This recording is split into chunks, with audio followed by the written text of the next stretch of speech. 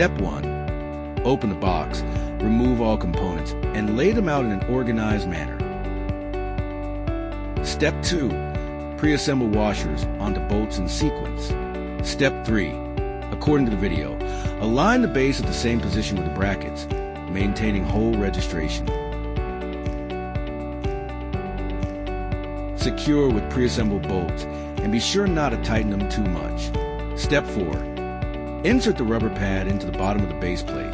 Position the assembled bracket on the vehicle roof according to the marked location. Ensure each bracket fits snugly against the upper door frame.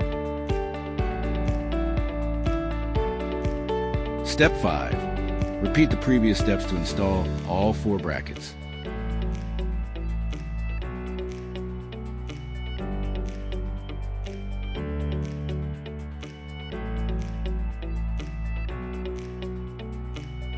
Step 6. Align the crossbars with the brackets as shown in the video. Ensure their mounting holes match. Secure them using the assembled bolts.